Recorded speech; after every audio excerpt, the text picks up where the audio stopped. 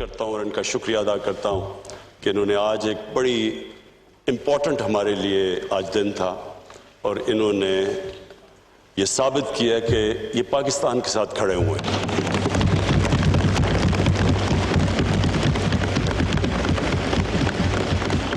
میں اسپیکر صاحب فیٹف کے بل سے پہلے کیونکہ بڑا کرنٹ ٹاپک ہے جو ایک ایسا حادثہ ہوا جس سے سارا ہمارا ملک ہل گیا، وہ جو موٹر وے کے اوپر جو ثانیہ ہوا، میں صرف اس کے اوپر بریفلی یہ کہنا چاہتا ہوں کہ ہم نے جب سے یہ حادثہ ہوا ہم یہ سوچ رہے ہیں کہ اس کے لیے ایک بہترین لیجسلیشن پاس کی جائے کہ آگے سے صرف ہماری خواتین کو ہی نہ پروٹیکشن ملے، بچوں کو بھی جو چائلڈ ابیوز کے اندر بڑی بری طرح ان کی زندگیاں بھی تباہ ہوتی ہیں، ان کی فیملیز بھی تباہ ہوتی ہیں۔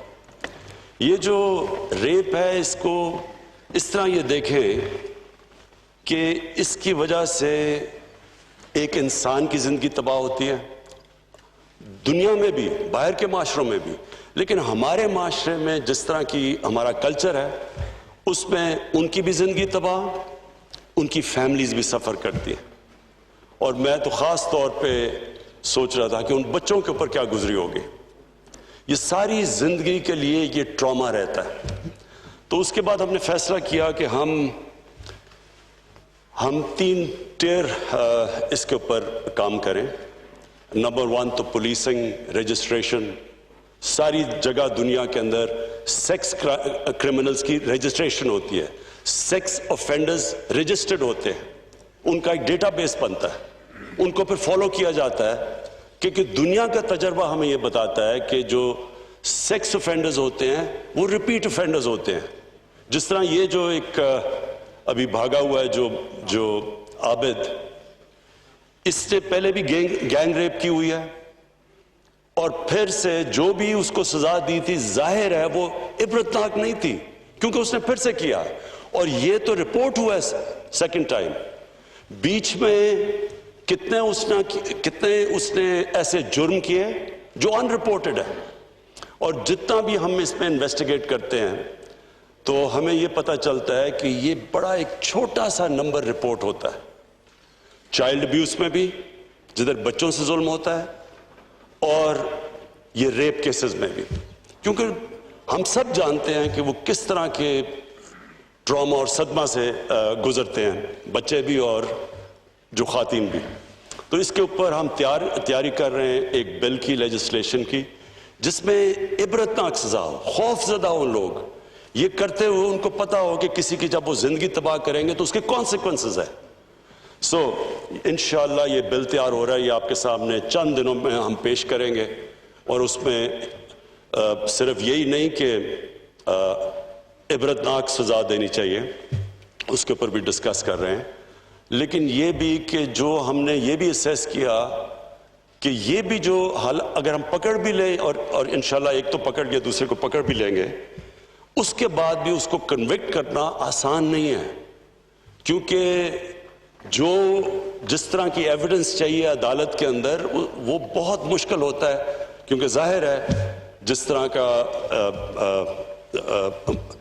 طرح کی وہ ایویڈنس دینی ہو وٹنس باکس میں کھڑے ہو کے، وہ بہت مشکل ہوتا ہے۔ تو اس کے لیے بھی ہم پریپریشن کر رہے ہیں کہ پروٹیکشن آف وٹنس کی، کہ کیا ان کو سامنا نہ کرنا پڑے عدالت میں، تو اس کی بھی انشاءاللہ پوری ایک کمپریہنسو ایک لیجسلیشن لے کے آئیں گے۔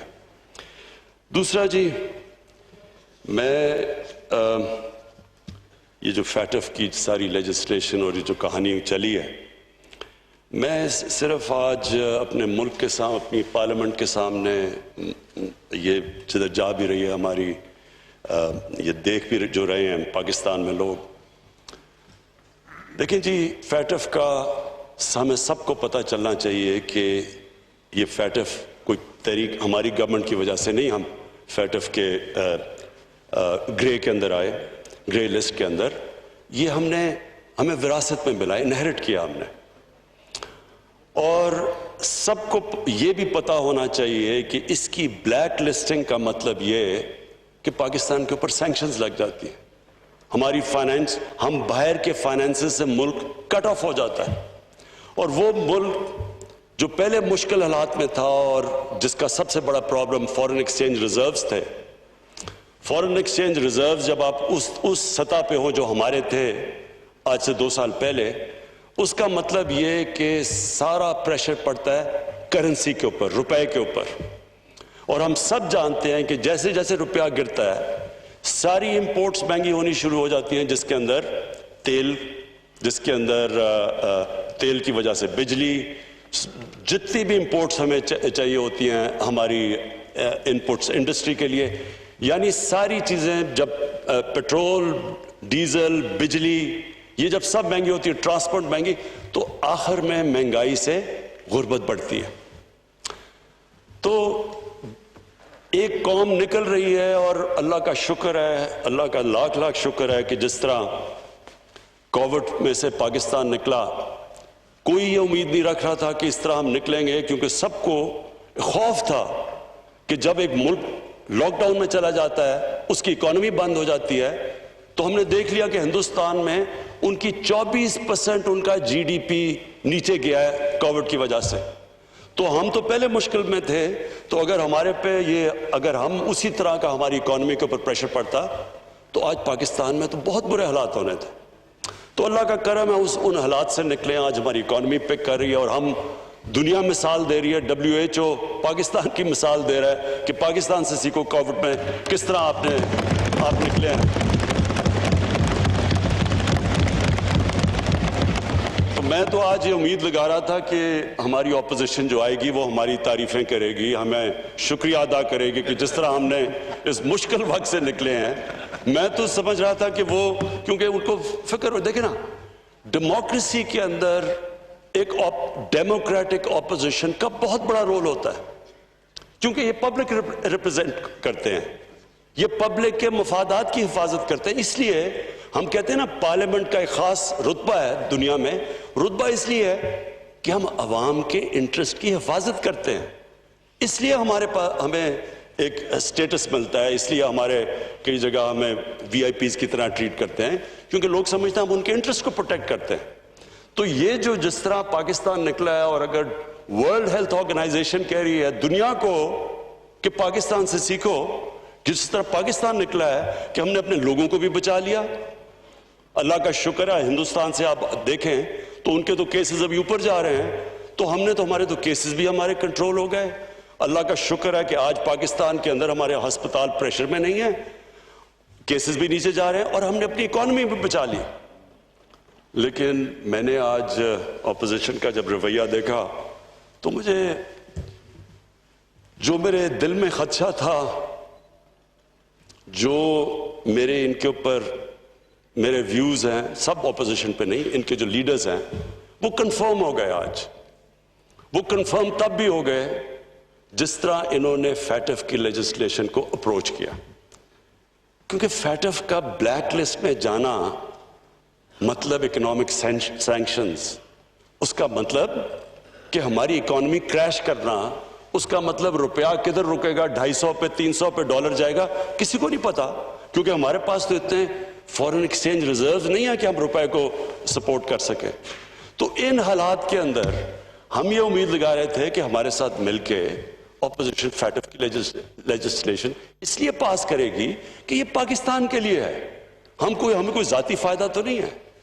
لیکن آج جس طرح انہوں نے نہ تو شکریہ ادا کیا ہمارا کہ جس طرح ہم نے بچایا پاکستان کو گورنمنٹ نے کووڈ سے، بلکہ میں نے تو ان کی کئی تقریریں سنی تھی، مجھے مثال دی جا رہی تھی نریندر مودی کو دیکھو اس نے کیسے لاک ڈاؤن کیا ہے۔ مجھے یعنی جس طرح کی تنقید، کسی نے کہا FIR کاٹ دو، کوئی لوگ مارے تھے تو انہوں نے کہا جی اس کے اوپر FIR کاٹ دو، تو وہ کرتے اتنی، یعنی جب تنقید کی تھی تو اگر اللہ نے کرم کیا تو ان کو پھر تھوڑی سی تو تعریف کر دینی چاہیے تھی۔ لیکن جو آج ان کا رویہ تھا اور جو ہماری نیگوسیشنز چلیں اور ہم نے کوشش کی ان کو کنونس کرنے کی کہ یہ پاکستان کے انٹرسٹ میں ہے، یہ فیٹف کے ہمارے گرے لسٹ سے نکلنا اور کہیں خدا نخواستہ بلیک لسٹ میں جانا، یہ تو پاکستان کا ایشو ہے. لیکن جو بھی نیگوشیٹ کر رہے تھے، جو انہوں نے جس طرح کی نیگوشیشن کی، میری ایک کنوکشن ہے کہ ان کے لیڈرز کا انٹرسٹ اور پاکستان کا انٹرسٹ اپوزڈ ہے. جو پاکستان کی بہتری ہے اس کے اوپر ان کا کوئی فکر نہیں. ان کو اپنے ذاتی انٹرسٹ کو پروٹیکٹ کرنے کے لیے انہوں نے ہر قسم کی ہمیں بلیک میل کرنے کی کوشش کی. یعنی انہوں نے سمجھا کہ جی اتنا خوف زدہ ہوں گے کہ کہیں بلیک لسٹ نہ ہو جائے. انہوں نے 38 شکیں تھیں جو ہیں نیب کے قانون میں، اس میں سے 34 میں انہوں نے امینڈمنٹس کا ہمارے سامنے رکھ دی. یعنی 34 نیب کے ایکٹ میں امینڈمنٹس کا مطلب کہ نیب کو دفن کر دو. سو انہوں نے استعمال کیا فیٹف کو اپنے جو کرپشن کے کیسز تھے وہ بچانے کے لیے، اور کوئی فکر نہیں کہ اگر ملک بلیک لسٹ میں چلا جاتا تو کیا ہوتا ہے. اور انہوں نے لاسٹ منٹ تک کوشش کی. پھر جب انہوں نے دیکھا ہم بلیک میل نہیں ہو رہا، پھر بھی اینڈ میں جا کے پھنس گئے منی لانڈرنگ کے اوپر. اسپیکر صاحب، میں اپنی قوم کو، کیونکہ اپنی ممبرز بھی میرے بیٹھے ہیں، قوم بھی، ان کو بڑا ضروری ہے. اللہ اکبر، اللہ اکبر، اللہ اکبر، اللہ اکبر. پارلیمنٹ کے مشترکہ اجلاس سے وزیر اعظم عمران خان اظہار خیال کرے. انہوں نے کہا کہ اتحادیوں اور پارٹی ارکان کو میں خراج تحسین پیش کرتا ہوں. آج ہمارے لیے ایک بڑا دن ہے اس وقت، کیونکہ اذان کا وقفہ ہے. اور اس سے پہلے جیسے وزیر اعظم بات کر رہے تھے تو انہوں نے کہا کہ موٹر وے واقعے پر انہوں نے یہ کہا کہ اس کے لیے لیجسلیشن کی جائے گی. آنے والے دنوں میں قانون سازی ہوگی بچوں کے لیے، خواتین کے لیے. اور انہوں نے بتایا کہ اس حوالے سے ہم تیاری کر رہے ہیں، اور تاکہ جو سزا ہے وہ عبرتناک ہو، اور کچھ دنوں میں بل بھی پیش کیا جائے گا. ساتھ ہی ساتھ انہوں نے فیٹف کے بارے میں بھی بات کی. انہوں نے کہا کہ فیٹف کی گرے لسٹ میں ہے ہم، اور جو ہمیں ورثے میں ملی. ساتھ ہی ساتھ انہوں نے یہ بھی کہا کہ کرنسی پر دباؤ کیونکہ پڑتا ہے، اس سے اگر ہم بلیک لسٹ میں اگر چلے جاتے ہیں تو پابندیاں ہم پر لگ جائیں گی، اکنامک سینکشنز ہو سکتی ہیں، بہت زیادہ نقصان اٹھانا پڑے گا، مہنگائی ہوگی جس کی وجہ سے غربت بڑھے گی.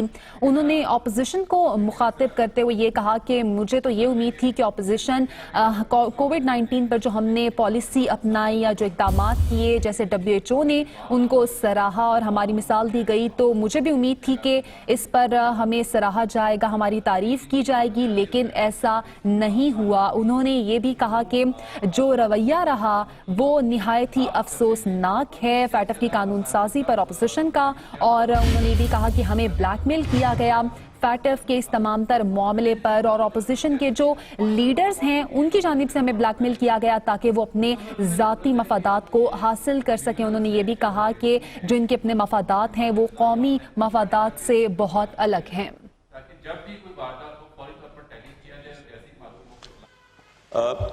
منی لانڈرنگ سب لوگوں کو سمجھنی منی لانڈرنگ کی آتی. میں بریفلی ایکسپلین کر دوں. منی لانڈرنگ ہوتی ہے کہ جب آپ ایک ملک میں پیسہ ناجائز طریقے سے بناتے ہیں تو ضروری یہ ہوتا ہے کہ وہ آپ اس کو ملک سے باہر رکھیں، کیونکہ وہ ملک کے اندر وہ نظر آ جاتا ہے. تو اس لیے جب آپ ساری دنیا میں، ہمارا یہ ایشو نہیں ہے، یہ صرف یہ ساری تیسری دنیا میں جو ڈیولپنگ ورلڈ ہے، آپ ہر ڈیولپنگ ورلڈ میں دیکھیں کہ جدھر بھی ان کی پرائم منسٹرز یا منسٹرز جب پیسہ چوری کرتے ہیں تو وہ ملک سے باہر بھیج دیتے ہیں، اور اس کو کہتے ہیں منی لانڈرنگ، کیونکہ یہ انلیگلی باہر جاتا ہے. اور پھر یہ اس سے پراپرٹیز لے لیتے ہیں باہر لنڈن میں. بلکہ ابھی میں ایک یوٹیوب کے اوپر ایک ویڈیو دیکھ رہا تھا کہ کس طرح ہندوستان میں بتا رہے ہیں کہ ان کے بڑے بڑے امیر لوگ جنہوں نے پیسے چوری کیے ہوئے ہیں وہ سب لنڈن میں بیٹھے ہوئے ہیں، اور ان کے پاس اربوں ڈالرز کی پراپرٹیز اور ان کی بینک اکاؤنٹس ہیں، لیکن ہندوستان کی حکومت کے لیے بڑا مشکل ہے وہ پیسہ واپس لانا. یہ ایک ایسا بڑا عذاب ہے. اسپیکر صاحب، میں صرف سب کی انفارمیشن کے لیے بتاؤں کہ غریب ملک، ڈیولپنگ ورلڈ غریب ہوتی جا رہی ہے. امیر ملک امیر ہوتے جا رہے ہیں کیونکہ ہر سال اندازہ لگایا جاتا ہے کہ 1000 ارب ڈالر غریب ملکوں سے ڈیولپنگ ورلڈ سے امیر ملکوں میں جاتا ہے. اسی طرح یہ مے فیئر کے فلیٹس اور یہ سب سے مہنگے علاقوں میں اس طرح کی اور بھی غریب ملکوں کا پیسہ جاتا ہے باہر. اور یہ اصل وجہ ہے کہ تیسری دنیا جو ڈیولپنگ ورلڈ نیچے جا رہی ہے, کیونکہ وہ پیسہ اگر اسی ملک میں خرچ ہو تو اسے نوکریاں مل سکتی ہیں, آپ ہیومن ڈیولپمنٹ کر سکتے ہیں, سکولز بنا ہسپتال بنا سکتے ہیں.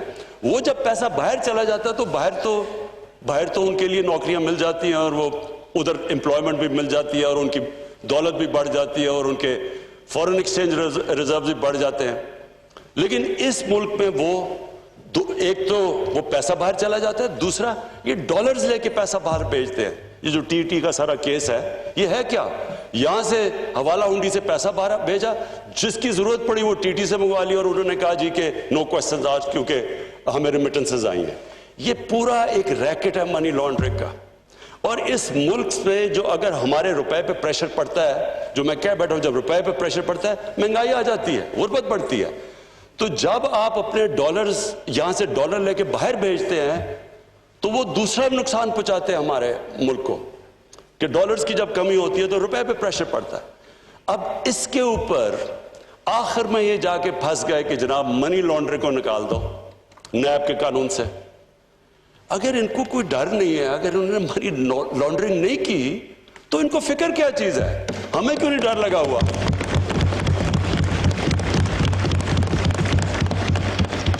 اور افسوس یہ ہے کہ اس کے اوپر انہوں نے اتنا زیادہ سارا ہمارے ٹائم بھی ضائع ہوا, یہ سارا ادھر تک پہنچے. اور پھر سے میں یہاں اپنی ٹیم کا بہت شکریہ ادا کرتا ہوں کہ آپ سب آج آئے اور آپ کا جو جذبہ, اور آپ بیٹھے اور اتنی دیر تک آپ نے پوری صبر سے کام لیا.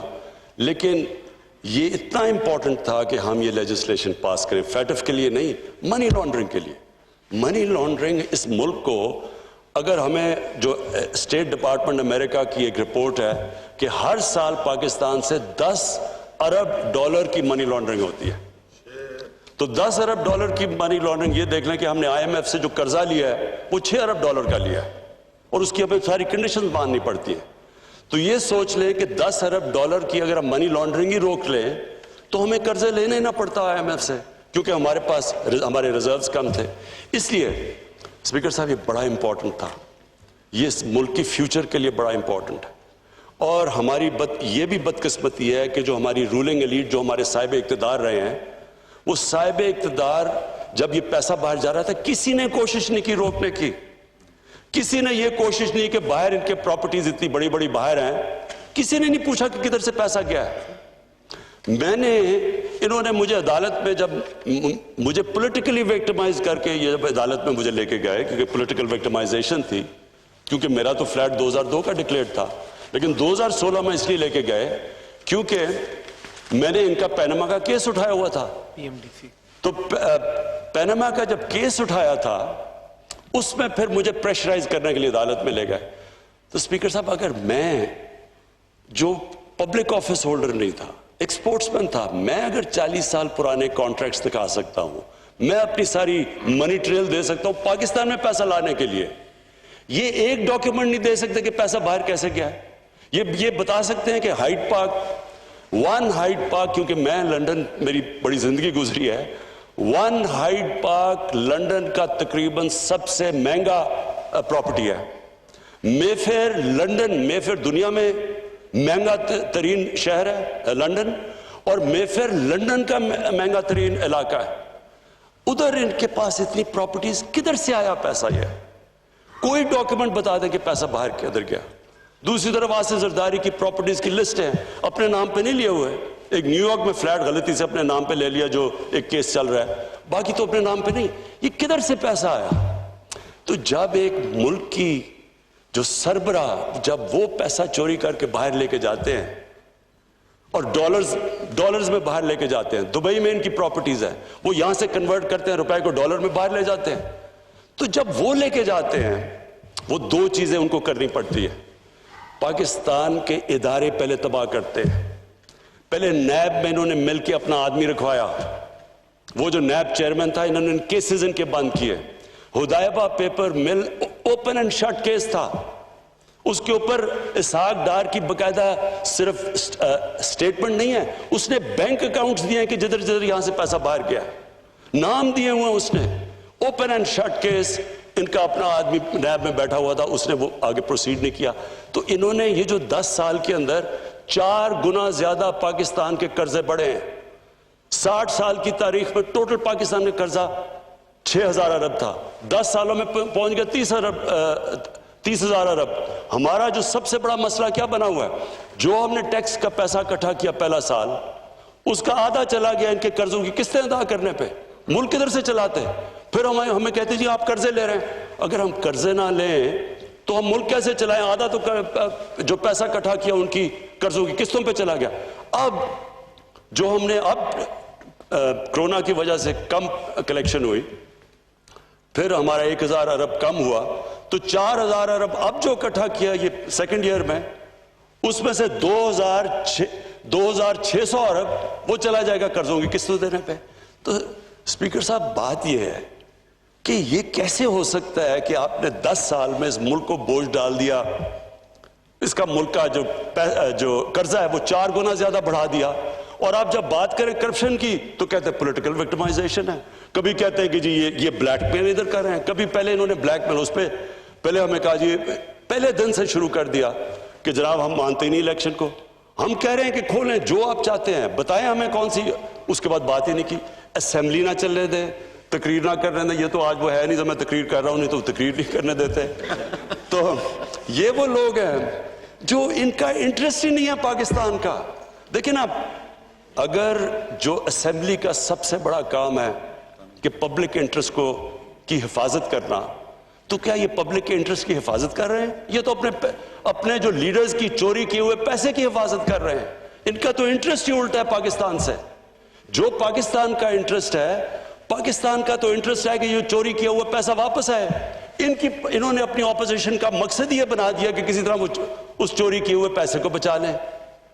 कैसे एक मुल्क तरक्की कर सकता है जब एक मुल्क के जो बड़े बड़े जिन लोगों के पास इतना, हमें पता है, हमें स्पीकर साहब, मैंने तो इनको सबको देखा हुआ, मुझे तो पता है इनकी पहले हालात क्या थे।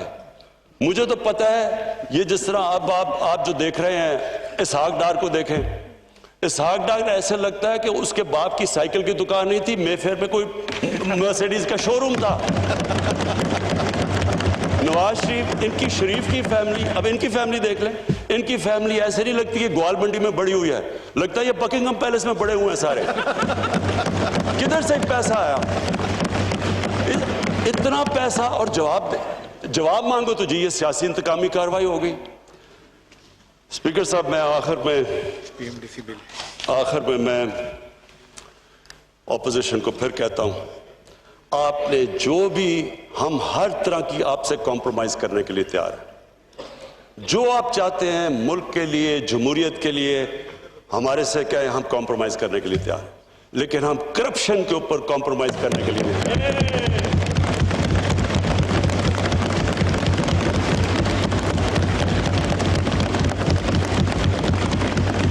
मैं आखिर में हाउस का शुक्रिया अदा करता हूं। ये जो PMDC का बिल पास किया, ये बहुत ज़रूरी था। स्पीकर साहब, बदकिस्मती से हमारी जो मेडिकल कॉलेजेस और हमारे जो डेंटिस्ट्री उनके कॉलेजेस की जो स्टैंडर्ड है वो गिरती जा रही थी। इसके लिए बड़ा ज़रूरी था कि जो इंटरनेशनल बेस्ट प्रैक्टिसेस हैं उसके मुताबिक हम इनकी स्टैंडर्ड्स रेज करें। और ये जो अब बिल था, ये कोशिश तो कर रहे थे 1.5 साल से।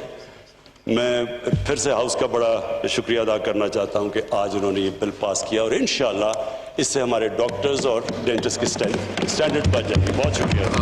मैं भी तमाम हाउस पार्लियामेंट के मुश्तरका इजलास से वज़ीर आज़म इज़हार ख्याल कर रहे थे मनी लॉन्ड्रिंग पर। उन्होंने कहा कि जो पैसा चोरी करके बाहर भेजा जाता है, वहाँ जायदादें बनाई जाती हैं, और जो गरीब ममालिक हैं वो गरीब से गरीब तर होते जा रहे हैं, और वो पैसा अमीर ममालिक में जाता है, और वही पैसा अगर मुल्क में इस्तेमाल हो तो रोजगार मिलता है, तरक्की आती है। साथ ही साथ उन्होंने कहा कि जो पैसा हम इकट्ठा करते हैं वो कर्जों की अदायगी में चला जाता है, और मुल्क का कर्जा 4 गुना ज्यादा बढ़ा दिया गया है। ऑपोजिशन के बारे में उन्होंने कहा कि जब हम उनसे जवाब मांगते हैं तो इंतकामी कार्रवाई का कह देते हैं।